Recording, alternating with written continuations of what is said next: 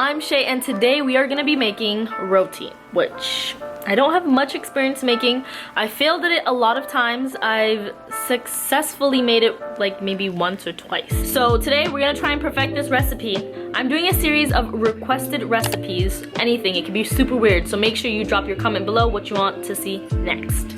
So let's get right into it.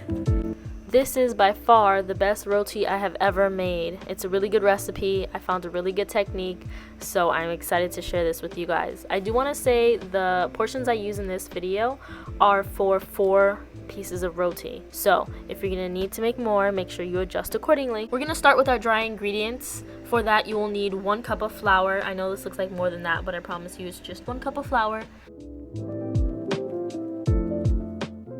And half a tablespoon of salt. These are the only 2 dry ingredients, so make sure you mix this really well so that no part is too salty, because that would be really weird. And then we're gonna go on to our wet ingredients, which also comprises of 2 things: oil and water. Now, very important, the oil is necessary because it makes the dough soft, as well as warm water. If you use cold water, your dough is gonna be kind of hard or just not as soft, so make sure you use warm to slightly hot water. It might burn your hands, I'm not gonna lie, but it's what is needed so that this comes out really soft and flaky. In total, I used about a 1/4 cup of warm water. I don't know the exact measurement, so make sure you're adding the warm water in increments like I am doing right here, because you don't want to add too much water or too much flour and then go back and forth. That's really annoying. So go really slowly, feel it, and eventually you'll mix and everything will come off the sides of the bowl and you'll know that you made the perfect dough. It's gonna be pretty lumpy and you're gonna have to knead it for no less than 15 minutes, but it'll be worth it, guys. This tastes so good. So once your dough looks something like this, you know that you've added enough water. Just keep kneading it, working it, and eventually it'll look something like this, and then even like this. A beautiful ball, a beautiful oiled ball dough. A beautiful dough ball full of oil. A beautiful oiled dough ball. What? 20 minutes later, your dough ball will be smooth, soft. It's not a ball yet, but you're gonna make it into a ball, and then you're gonna cover it in oil. You're gonna put a damp towel on top of it and leave it for no specific amount of time, because I don't even think this step is necessary. So after no specific amount of time, take out your dough ball, roll it so it's smooth and presentable to show the people, and then you're gonna cut it into 4 equal parts. Like I said, this makes 4 pieces of roti, so that's why you're cutting it into 4 pieces.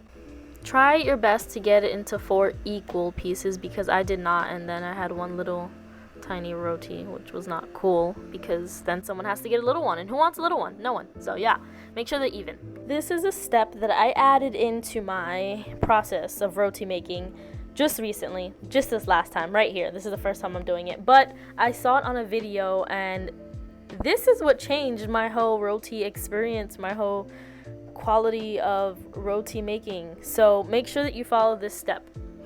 What you're gonna do is roll out your dough as thin as you can get it, which isn't that hard, to be honest. The dough is pretty elastic, so you should be able to do this fairly easy. I don't know, do you guys need tips about rolling things out? Like, you know, go like roll it and then turn it so that it's the other way, and then roll it again. Yeah, and then if it gets sticky, add some flour to the board, add some flour to your pan. But all the oil in this recipe kind of keeps things from getting sticky, so you should be good. Once your dough is the opposite of thick with 2 C's, you're going to grab your oil. More oil, yes. You're going to grab the oil and you're going to put it all over the surface of this dough, or tortilla looking dough, this roti. Yeah, just slather it on there. This recipe has a lot of oil. If you're not a fan of oil, just don't watch the rest of this video, or watch it and just don't make it. I don't know, but it has a lot of oil. So you're going to put oil on it, and then you're going to fold it, and then you're going to roll it into, I don't know, into this shape, and then you're gonna push the top of it in to the rest of it. You're gonna repeat this process with the rest of your dough, and then you're gonna set it aside for 10 minutes. That part, the setting aside after for 10 minutes, is kind of necessary. At least I think so. I'm pretty sure. It's not gonna rise or anything, but it gives the dough time to relax before they get burned to death. Okay. So here we have our 4 little cute dough balls, roll things, and it's been a while, so now we are going to roll these out yet again. This process of rolling is a bit harder than the last because the dough wants to shrink up so bad. So I apologize, but the effort is worth it. Look at this. Look how difficult this is. Bro, I was so annoyed. I was like, oh my god, how are people gonna do this? How am I gonna do this? Anyway, you're gonna roll out the dough as thin. Like, literally, it has to be as thin as you can get it.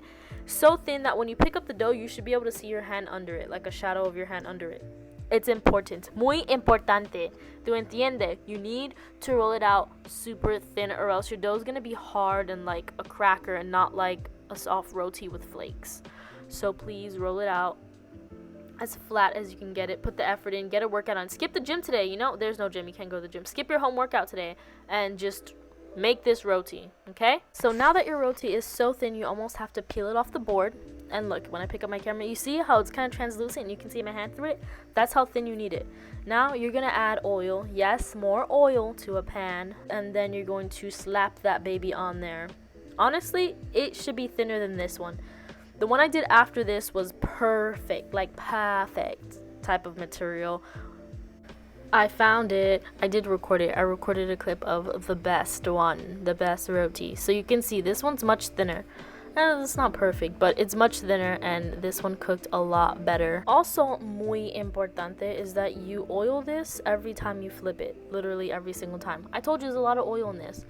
You're gonna put oil every single time you flip it. It helps so that it becomes flaky. For some reason, I think it also helps with the bubbles, like the air pockets.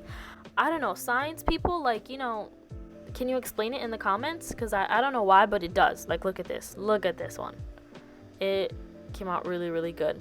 And then the weirdest step of this whole process, which I don't know if Becky lied to me about this, but I still believe her. She says that you have to, like, you fold it in a towel and you have to clap it, like clap the roti, so I guess, like, you know, it becomes flaky, the flakes break and stuff, and there's a soft inside and the crunchy outside. So every time I make this, I clap it. It's the first time it actually worked really well.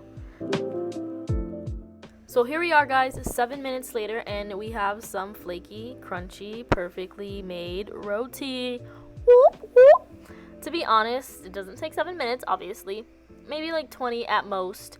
But this recipe, honestly, is the easiest one because at first, I couldn't do this for the life of me. I think the most important part is that you actually need this dough for 15 to 20 minutes. Please do that, and also do the step where you're like rolling it and adding a bunch of oil. But I hope you guys like this video. This is what I decided to eat it with.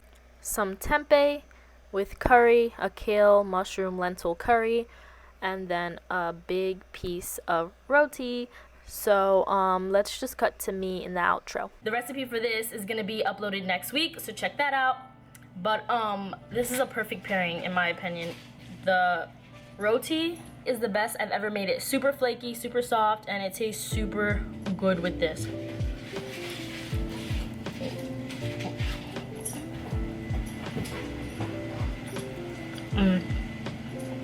So good. If you like this recipe, make sure to give me a thumbs up, subscribe. Let me know what you want to see next. If you have a really weird or really spicy or just a recipe that you want to see, put it in the comment box below. Come back next week to check it out. So thanks so much for watching. Bye.